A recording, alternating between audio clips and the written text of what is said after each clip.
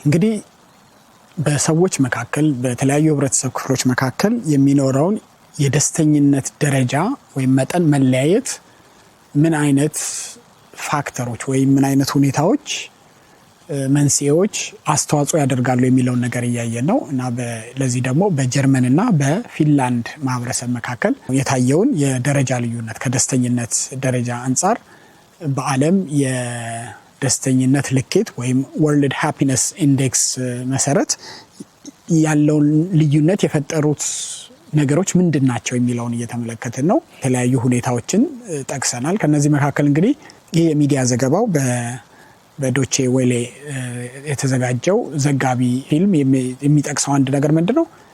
ጄኔቲክስ ወይም የሰዎች ተፈጥሮ ለደስተኝነት አስተዋጽኦ አለው ወይ የሚል ጥያቄ ያነሳል።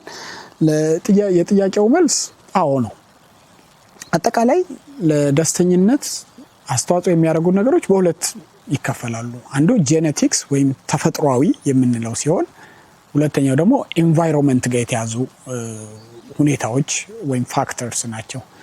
ስለዚህ እንደውም አንድ በዚህ ዶክመንተሪ ላይ የቀረበችው ባለሙያ የምትጠቅሰው ምንድነው 40% የሚሆነውን ለደስተኝነት ያለንን ሁኔታ የሚወስነው ተፈጥሯዊ ወይም ጄኔቲክ የሆነው ፋክተር ነው ማለት ነው። ስለዚህ ሰዎች የደስተኛ የመሆን ተፈጥሯዊ ዝንባሌ ይኖራቸዋል። ከዚህ በተቃራኒ ደግሞ ደስተኛ ያለመሆን ዲፕረስድ የመሆን መከፋት፣ እነዚህን የመሰሉ ጨለምተኛ የሆነ አመለካከት፣ ፍርሃት፣ እነዚህን የመሰሉ ኔጌቲቭ የሆኑ ሁኔታዎችን ስሜቶችን የሚያስተናግዱ የሚሆኑበት ተፈጥሯዊ ዝንባሌ አላቸው ማለት ነው። ይሄ በሰዎች መካከል ለሚኖረው የደስተኝነት ልዩነት የደረጃ ልዩነት አስተዋጽኦ እንደሚያደርግ ተጠቅሷል። ኢንቫይሮንመንታል ፋክተር ያልናቸው ቅድም ከላይ ዲስከስ ያደረግናቸው የገቢ ሁኔታ ሊሆን ይችላል፣ የኢኮኖሚ አቅም ደረጃ፣ የገቢ ምንጭ፣ የምንሰራው ነገር ሊሆን ይችላል። እንዲሁም ደግሞ ሄልዝ ለበሽታ ያለን ተጋላጭነት፣ ጤናማ መሆናችን፣ እነዚህ ነገሮች ኢንቫይሮንመንታል ወይም ደግሞ ከምንኖርበት አካባቢ ጋር የተያዙ ናቸው። ጓደኝነትና ማህበራዊ ትስስር፣ የምንፈልገውን የምንወደውን ስራ የመስራት ጋር የተያዙ ነገሮች ሁላ አካባቢያዊ ሁኔታዎች ናቸው። እነዚህን አካባቢያዊ ሁኔታዎች ደግሞ በአንድም ወይም በሌላ መንገድ ኢንፍሉዌንስ ልናደርገው እንችላለን። ስለዚህ አንዳንድ ጊዜ ተፈጥሯዊ መሰረት ቢኖረውም ጄኔቲክ ቤዝ ቢኖረውም ሰዎች ደስተኛ መሆን አለመሆናቸው እንደተጠቀሰውም ደግሞ 40% የሚወሰነው በዛ ቢሆንም ያንን ግን የመቀየርና የመለወጥም ደግሞ አቅም እንዳላቸው ሰዎች መረዳት አለባቸው ማለት ነው። እና በዚህ እንግዲህ መሰረት አንዳንድ የሳይኮሎጂ ባለሙያዎች ደስተኝነትን ያግዛሉ ብለው የሚጠቅሷቸው የተለያዩ ተግባራት ወይም ደግሞ አጋዥ የሆኑ እንቅስቃሴዎች አሉ። ከነዚህ መካከል ለምሳሌ ግራቲቲዩድ ወይም ደግሞ አመስጋኝነት እንበለው፣ አመስጋኝ መሆን፣ በህይወታችን ውስጥ ያሉትን መልካም ነገሮች ማየት፣ ማድነቅ፣ ማመስገን፣ እነዚህ ነገሮችን መለማመድ ደስተኛ ህይወት እንዲኖረን የሚያደርግ ነገር ነውና ደስተኛ ለሆንበት ለሆነ ሁኔታ ወይም ደግሞ ከአለን ማህበራዊ ተራክቦ ጋር በዛ መልኩ ያገኘነውን መልካም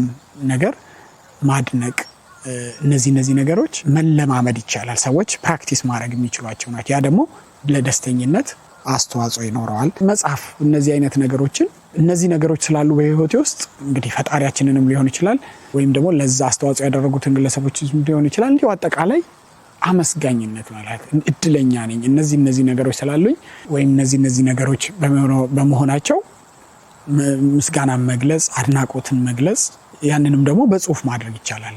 በዳይሪ መልክ ጆርናል በማድረግ መግለጽ አንዱ ባለሙያዎች የሚመክሩት ነገር ነው። እንዲሁም ደግሞ ለሌሎች ሰዎች መልካም ነገር ማድረግ ለደስተኝነት አስተዋጽኦ ከሚያደርጉት ነገሮች ውስጥ አንዱ ተጠቃሽ ነው።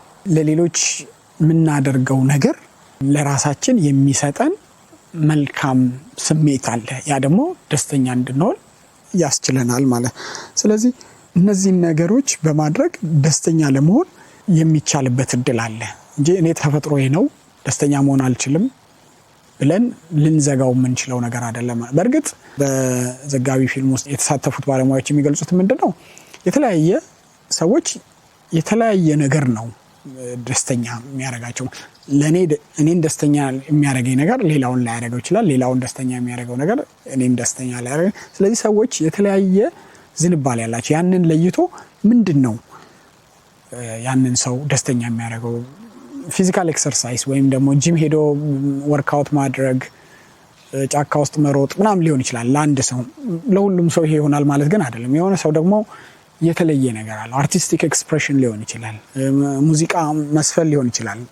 ቅድም እንደጠቀስነው ካሪዮኬ ብለናል። ለምሳሌ አንዳንድ ሰዎች ያንን ኢንጆይ ያደርጉታል። ሄደው የሆነ ቦታ መስፈን የግድ ዘፋኝ ለመሆን ሳይሆን ስሜታቸውን፣ የተሰማቸውን ስሜት፣ ያንን ስሜታቸውን የሚገልጽላቸውን የሚወዱትን ዘፈን ሲዘፍኑ በቃ የሚያገኙት ኢሞሽናል ሪዋርድ አለ ማለት ነው። እንደዚህ አይነት ነገሮች ለደስተኝነት አስተዋጽኦ ይኖራቸዋል።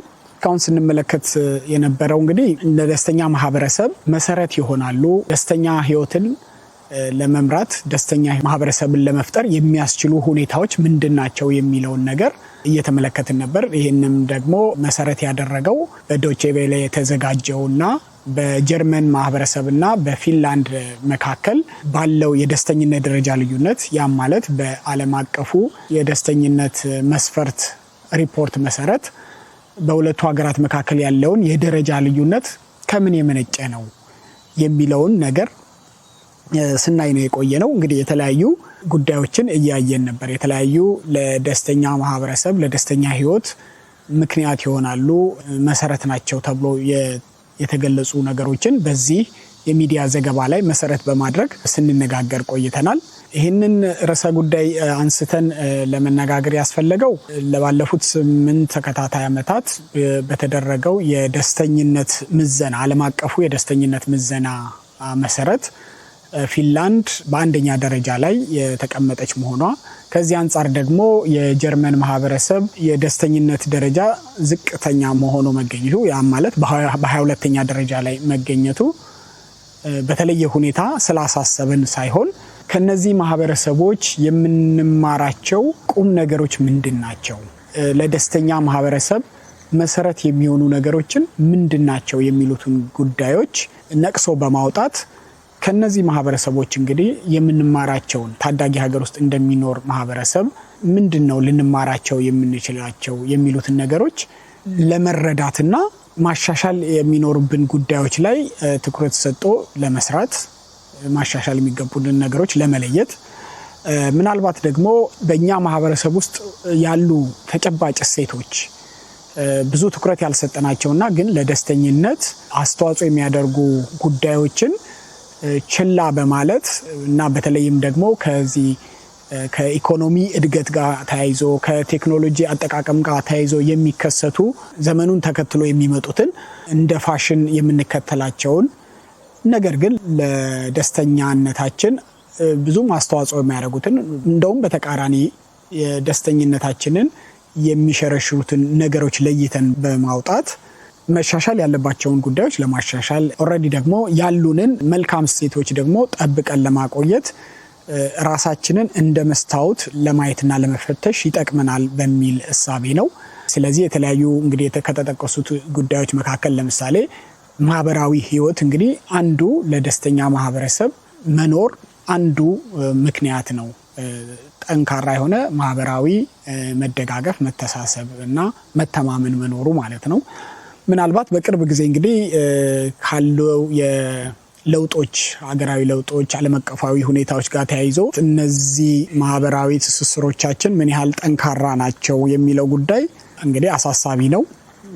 ሊፈተሽና ልንቃኘው ልናየው የሚገባ ጉዳይ ቢሆንም ግን ጠቅለል ባለ መልኩ መልካም የሆነ ማህበራዊ ትስስር፣ ማህበራዊ ህይወት፣ ማህበራዊ መደጋገፍ እንደነበረን ወይም አሁንም እንዳለን የምንስማማበት ጉዳይ ይሆናል ብዬ አስባለሁ። ግን ያው ካለው ዓለም አቀፍ ነባራዊ ሁኔታ አንጻር እንግዲህ በሀገራችንም ደግሞ ካለው ያንን ተከትሎ ከሚመጣ የኢኮኖሚ ለውጥ፣ የቴክኖሎጂ አጠቃቀም እድገት፣ የቴክኖሎጂ መስፋፋት ጋር ተያይዘው እንግዲህ እነዚህን ማህበራዊ እሴቶቻችንን ምን ያህል ጠብቀን ይዘናቸዋል አሁንም ወይስ ዋጋቸውንስ ምን ያህል ተረድተነዋል የሚለውን ነገር ልንመለከትና ራሳችንን ልንፈትሽ ይገባል።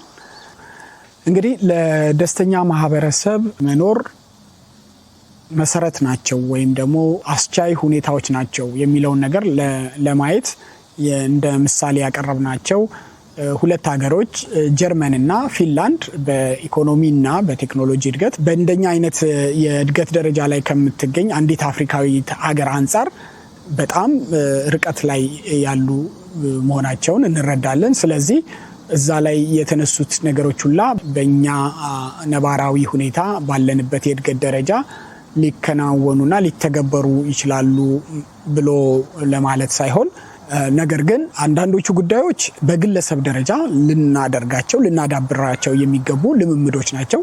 አንዳንዶቹ ደግሞ እንደ ማህበረሰብ በአንድ አካባቢ እንደምንኖር ማህበረሰብ የምናዳብራቸው ልምምዶች ሊሆኑ ይችላሉ። ከዛም ባለፈ ደግሞ እንግዲህ በመንግስታዊ ስርዓት ደረጃ በመንግስት አስተዳደር ደረጃ ደግሞ በፖሊሲ ደረጃ የሚከናወኑ እና የሚተገበሩ ሊሆኑ ይችላሉና እነዚህን ነገሮች ለይቶ በመረዳት ሁላችንም ባለንበት ደረጃ በቻልነው አቅም የተሻለና ደስተኛ ህይወት ለመምራት የሚያስችለንን ነገር ለይተን በማወቅ ያንን እዛ ነገር ላይ ትኩረት አድርጎ መስራት እንደሚያስፈልግም እግረ መንገድ ለመጠቆም ነው። እንግዲህ የዚህን በዶቼ ቬለ የተዘጋጀውን የእንግሊዘኛ ዘጋቢ ፊልም ወይም ዶክመንተሪ ሙሉ ማየት የምትፈልጉ ከዚህ ቪዲዮ በታች ሊንኩን ስለምታገኙ ያንን በመጠቀም ሙሉ ፊልሙን ማየት የምትችሉ መሆኑን ለመጠቆም ነው። መጨረሻ ላይ ዶቼ ቬለ በተባለው የጀርመን የሚዲያ ተቋም የተዘጋጀው ዘገባ ሲጠናቀቅ ፕሬዘንተሯ ወይም ደግሞ ዶክመንተሪውን ስታቀርብልን የነበረችው በዜግነት ማለት በትውልድ ከፊንላንድ የሆነች እና በጀርመን የምትኖር ተዋናይት የዘጋችበት መንገድ በጣም ኢንትረስቲንግ ነው ያገኘሁት እና ምን ይላል? Happiness is not the absence of problems. It is how you deal with them and making the best of them. ደስተኛ መሆን ማለት የችግር አለመኖር ማለት አይደለም። በህይወታችን ውስጥ ችግር የለም። በእለት ተዕለት ኑሯችን ውስጥ ችግር አለመኖር አይደለም ደስተኝነታችን የሚወስነው ማለት። ነገር ግን ለነዛ ችግሮች የሚኖረን አመለካከት እነዛን ችግሮች የምናስተናግድበት መንገድና በነዛ ሁኔታዎች ውስጥ የምንችለውን ነገር በማድረግ ምናልባትም ወደ መልካም እድልና አጋጣሚ የምንቀይርበት ሁኔታ ለደስተኝነታችን አስተዋጽኦ ይኖረዋል ማለት ነው። ስለዚህ happiness is not the absence of problems. It is how you deal with them and making the best of them በሚለው ዘጋቢው ፊልም ተደምድሟል። እኔም እንግዲህ ለዛሬ ይዤላችሁ የቀረብኩትን ይህንን ላካፍላችሁ የፈለኩትን መረጃ በዚሁ አባባል ብደመድመው ጥሩ ነው ብዬ አስባለሁ። ስለተከታተላችሁኝ አመሰግናለሁ።